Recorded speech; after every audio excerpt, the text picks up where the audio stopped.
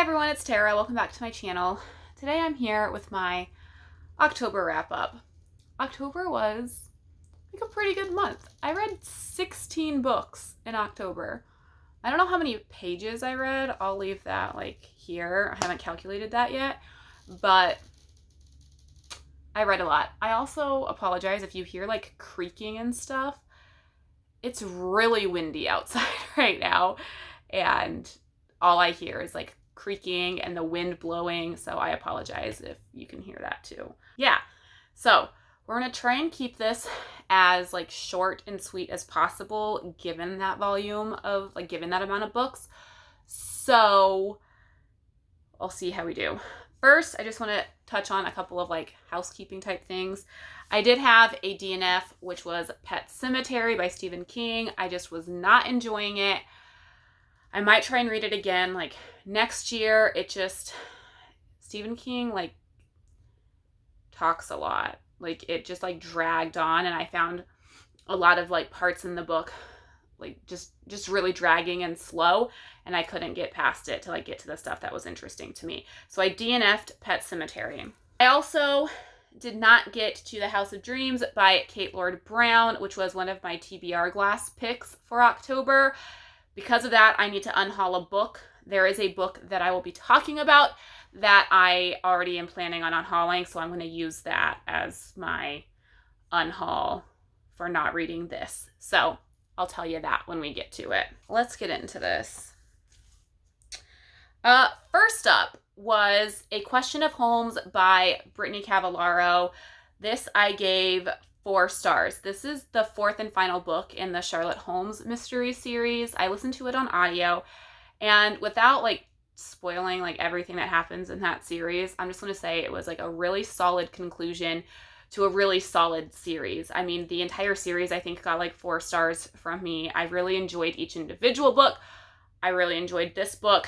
In this book, Charlotte and Jamie have graduated from high school and are it's like the summer between like high school and college. And they are in London at Oxford, I believe. And, a case comes up that Charlotte and Jamie help investigate. And I really enjoyed it.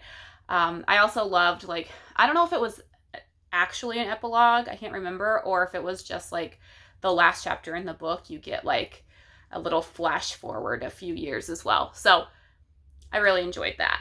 Book 2 was All the Ever Afters by Danielle Teller. This was the other book I drew from my TBR glass. I listened to this on audio. I gave it 3.5 stars. Yeah, 3.5 stars. It was okay. It wasn't anything fantastic. I didn't hate it. I didn't love it. It was fine. This is a YA Cinderella retelling told from the perspective of Cinderella's evil stepmother. And this book tried to do kind of what Gregory Maguire does with Wicked and his line of retellings. I just think Gregory Maguire does it better. It was fine.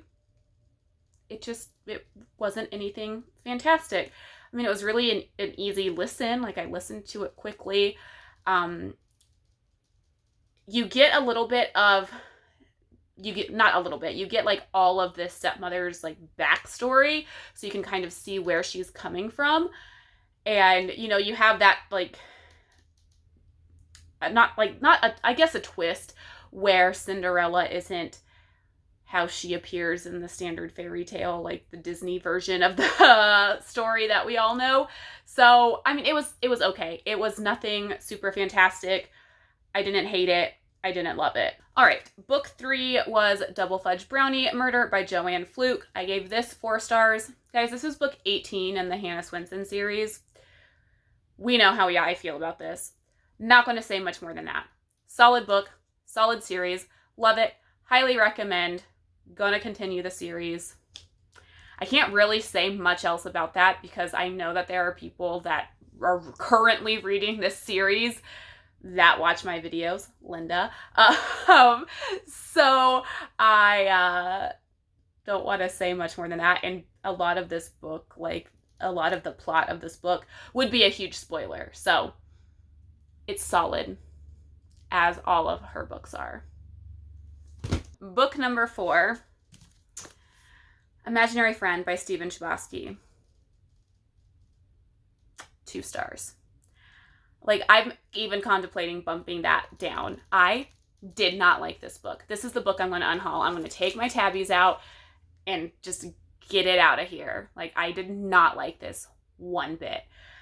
It starts off with so much potential, and you think it's going to be creepy because there's like a little boy and he goes missing and he comes back and he's like not the same kid he was. Like, so much potential. And then it doesn't get scary. It's really weird. I actually, if you watched my vlogs, like my vlog around the time that I was reading this, I say that like every day. I'm like, this book's weird. And then it gets like weirdly religious with like what starts off as like religious kind of like undertones, which I don't mind. And then just like outright, it's like, boom, all of this like religious stuff in your face, trying to pass as a horror book, but not really. And I don't mind religious books or books with religious undertones if I know that going into it. I don't want it to be like advertised as something else and then like thrown in my face in like such a like bold way. I did not like it. I actually like basically hate read the last 150 pages because I had already read like, I mean, this book is like 700 pages long, and I was on page like 500 or 550, and I was like, I'm finishing this so that I can at least like count it as read, and then I'm getting rid of this as soon as I film my wrap up. So this is the book I'm unhauling. I did not like it. Huge letdown, huge disappointment. Gross. Did not like it. Book number 5 was A Spark of Light by Jodi Picoult. I gave that 4 stars. Overall, I really enjoyed it. Jodi Picoult's another author that like tends to be pretty solid for me. She writes very hard-hitting books, and this was another book that was very hard-hitting. You basically follow a hostage situation. This guy is holding hostages at this abortion clinic in Mississippi, and you get like the background of each of the hostages, of the guy holding like the captor, and the like cop who's like the hostage negotiator. And I really enjoyed that and getting all of the different perspectives and how they like each person got to like be where they were at that day. I did not love the timeline. So the timeline, you start at like 5 o'clock in the afternoon and you work your way backwards. So you go 5 o'clock, 4 o'clock, 3 o'clock, 2 o'clock. I did not love that. Like, I don't mind, you start off at 5 o'clock and then you like go back to like 9 a.m. and then work your way forward, but I didn't like working backwards. It was just confusing to me because the chapter would end and then you'd think that you're going to get some resolution to what you just read in the next chapter, and you don't. And then you're like, oh, now I'm going back in time an hour. And so you'd go back in time an hour and work your way up until like you'd work your way. So you'd start at 5, then you'd go to 4 o'clock and then work your way from 4 o'clock to 5 o'clock. And then you'd go back to 3 o'clock and work your way from 3 o'clock to 4 o'clock. It was just a little bit confusing. So I wasn't a huge fan of that. But other than that, like the story's really good. I think it's a very important story. It's very like hard hitting. And I mean, you get Jodi Picoult's opinion on abortion, which may be different than yours. It doesn't happen to be different than mine. I happen to have the same feelings as her, but you might not like it if you have differing opinions. But I feel like she also does a good job at highlighting both sides of the argument. So yeah, you might not enjoy it as much if you don't have the same views as her on that topic, though. Just an FYI. Next, we have No Exit by Taylor Adams. I gave this 4.5 stars. I listened to this on audio. The audiobook's really good. The book itself is really good. It's like a very quick listen, very like captivating. It's a thriller, so I'm not going to say much about this, but it gets a little bit gory, which I don't mind, but some people might. I loved the setting. The setting is very unique. It's like, it takes place in the like middle of winter. I want to say it's like Christmas time. It's between like Thanksgiving and Christmas. US Thanksgiving and Christmas takes place like in the middle of winter, basically, at a rest stop in Colorado, in like the mountains of Colorado. And so that's like familiar to me because I used to live in Utah and my mom lives in Colorado, and so we would make that drive all the time. And so I'm like, oh, like I'm kind of familiar with like some of the roads they talked about, but very unique setting. I really liked that. I've never read a book that takes place at a rest stop. Don't want to say much more than that. Quick listen, quick read. I loved it. Book 7 was The Haunting of Hill House by Shirley Jackson. I gave this 3 stars. I might bump it up to 3.5 stars. Overall, it was fine. Again, it was a bit of a letdown. First, and I knew this going into it, the Netflix adaptation, nothing like the book. So if you are going into The Haunting of Hill House thinking it's going to be even like remotely similar to the Netflix adaptation, you're wrong, because it's not. And I was going in knowing that there was some things that were different, but it was like completely different. I think the only thing that was the same was like the characters' names and like a couple scenes here and there. So nothing like the Netflix adaptation. Had it been more like the Netflix adaptation, I probably would have liked it a little bit more. It's a good story for what it is. It's just not what it was advertised to me as being, which what is like a horror novel. And there wasn't there's like nothing super scary. There was like a couple scenes that were kind of like a little bit creepy, but I feel like it was not like I was expecting, I guess, more like jump scares. This is way more psychological than it is like jump scares. You have like a somewhat unreliable narrator, and it's very like, I think it's way more psychological than I knew going into it. Not bad for what it is, just not what I was expecting. And I don't really understand why it's on like every list ever as like the best horror novel of all time. I didn't hate it. I was just a little bit let down. And Netflix has a lot to do with it. I'm saying that right now. Like, the Netflix adaptation definitely skewed what I thought this book was going to be.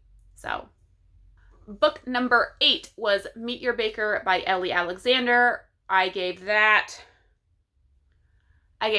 4 stars. This is the first book in the Bake Shop Mystery series. I really enjoy Ellie Alexander. I love her Sloane Krause mystery series, so I wanted to try this one. This is a recommendation from Courtney at Cortagonist. It was really good. I really enjoyed it. I loved the setting. You're in Oregon. I want to say it's a town in Oregon where they hold like this Shakespeare festival. And the main character, Jules, returns to her hometown to help like run her family's bake shop after she's basically healing from like a broken heart. And, you know, events transpire and she finds a dead body, which tends to happen in cozy mysteries.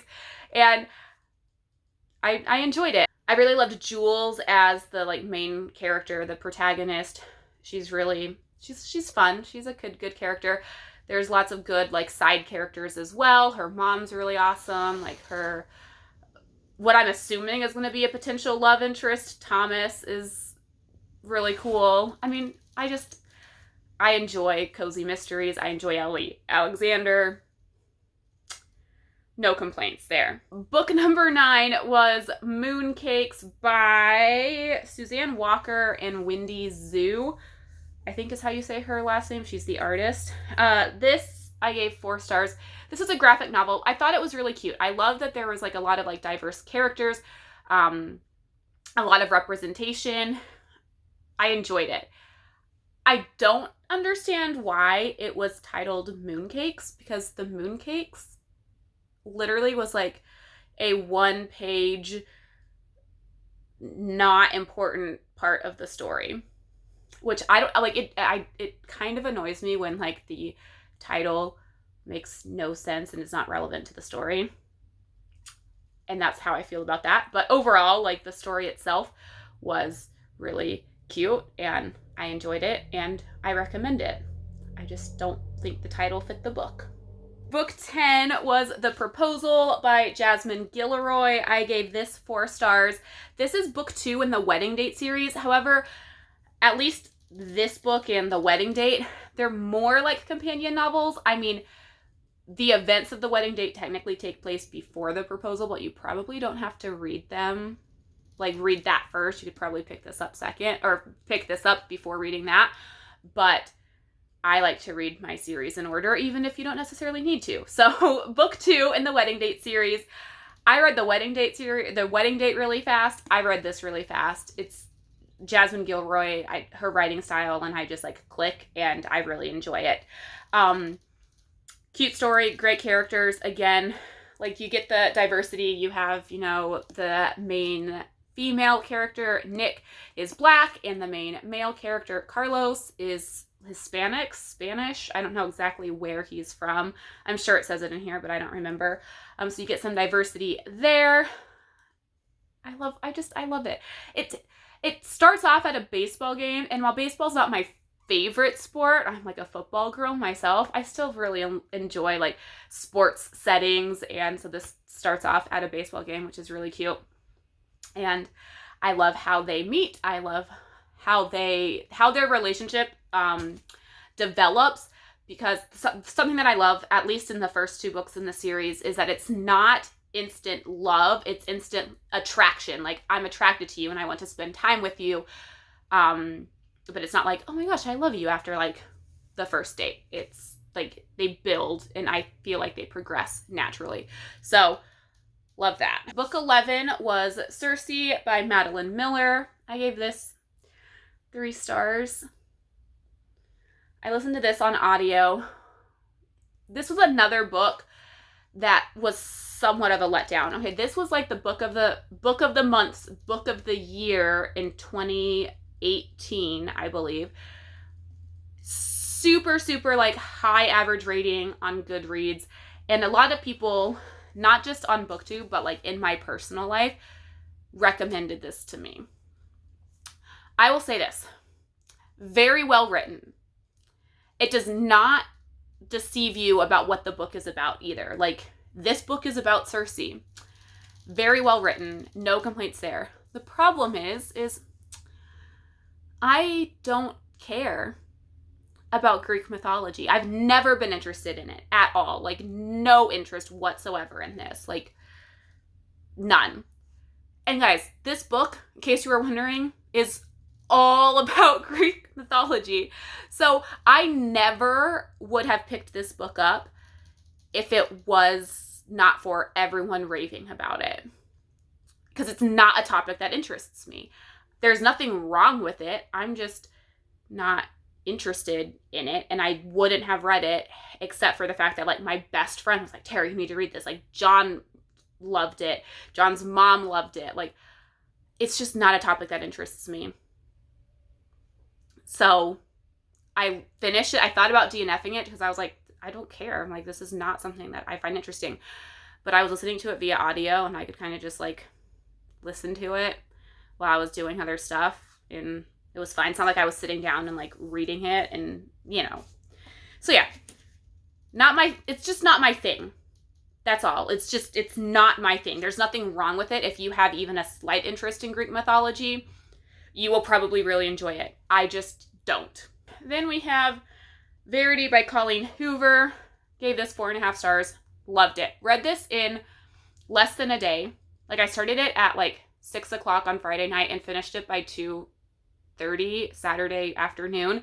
And I like slept and did other stuff in that time. So really quick read.